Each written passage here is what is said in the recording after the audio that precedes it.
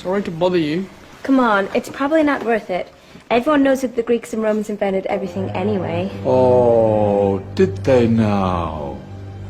And you're sure about that, are you? You know, I might just have something for you. You seem to be up for the task. I suppose I could... Follow me.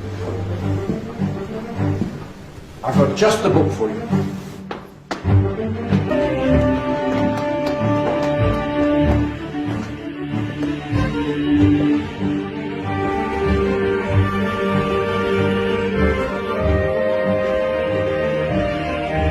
Where are we going? I don't know. Ask him. Excuse me, where are we going? From darkness into light, my young friend. From ocean onto land, there are things you should know. Oh, yes, indeed. Yes, indeed.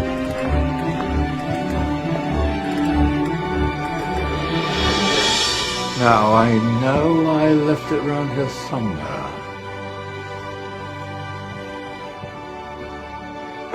Ah! Here it is. Now, take a look. If you dare.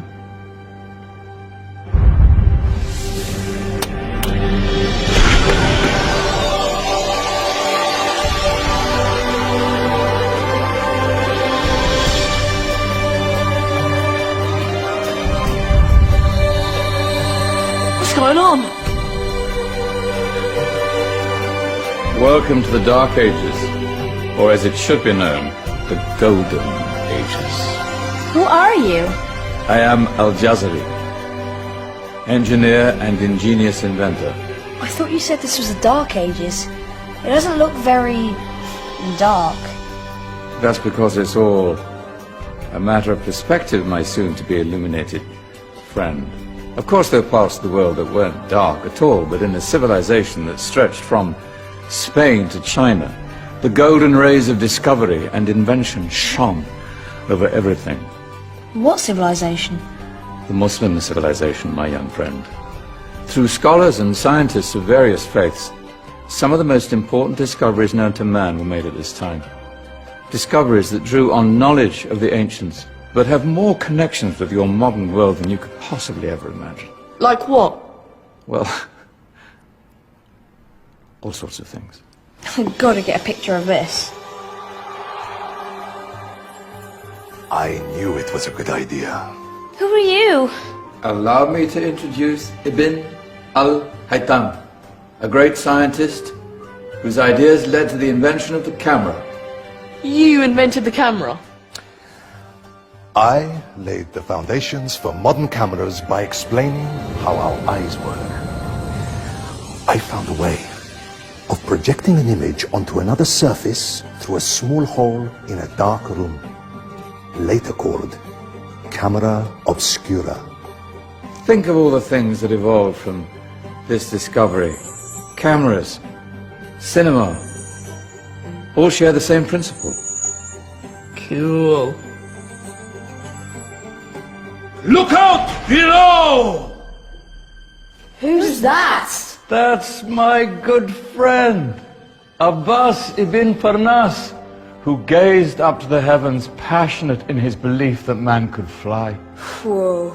Indeed, he dared to dream about flying 1,000 years before the Wright brothers. Do you know you all take your jet-setting holidays for granted, so it only seems fair to remember Abbas ibn Farnas. Stand by. I'm ready for takeoff.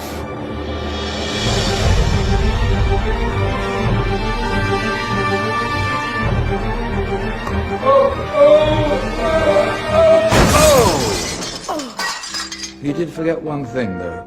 A tail, useful for landing. Ah, my back. Is there a doctor in the house? Did someone call? Ah, my old friend, why don't you introduce yourself to my young guests? I am Abul Qasim al-Zahrawi. Many call me the father of surgery. Did you actually do surgery back then? course we did. In fact, many of the surgical tools that I invented are still used in your modern hospitals. Excuse me, a patient needs my attention. Scalpel? I think I may need some stitches. In that case, I'll use catgut. Catgut? From the gut of animals. Perfect for stitching up internal wounds. Your surgeons are still using it today. Sorry, mustache.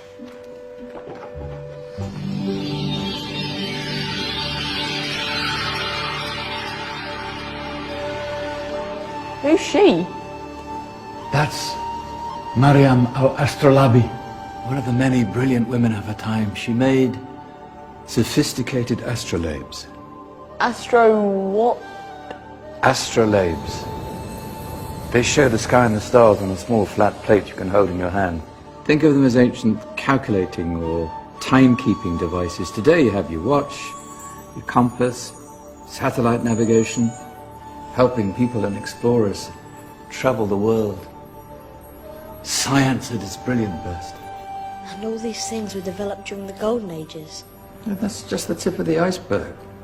There were thousands of other inventions covering all areas of life, and in the years that followed, their influence spread across the whole of medieval Europe. So you see, it wasn't so dark after all.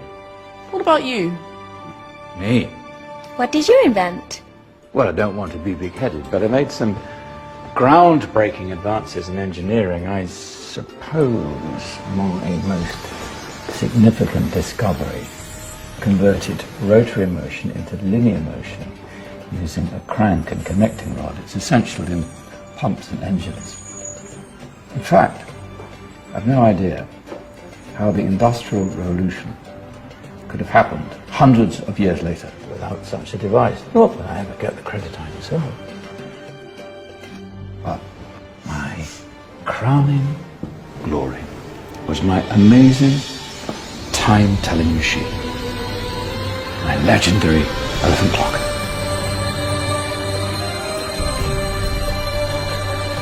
It's a clock. Yes. Dozens of components collected from different cultures around the world.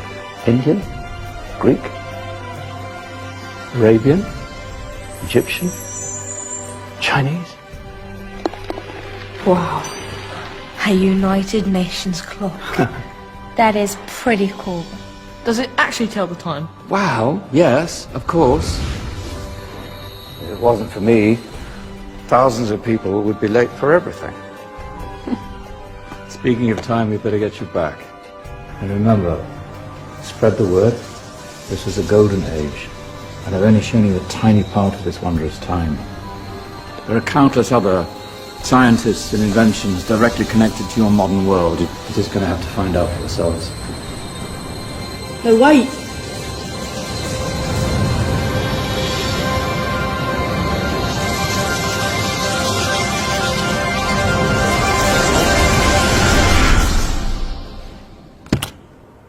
Whoa.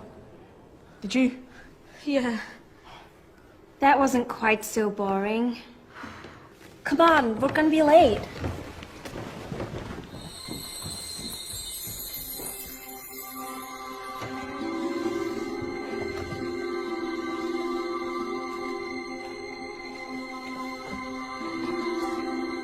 So, what have we learned? The Romans, the Greeks, the Renaissance, and the Industrial Revolution all have great relevance to us today. Where's Danny's group? Just there, miss. Ah, our intrepid Dark Ages group. You probably had a much harder time finding any connections with the modern world. Actually, miss, that's not strictly true.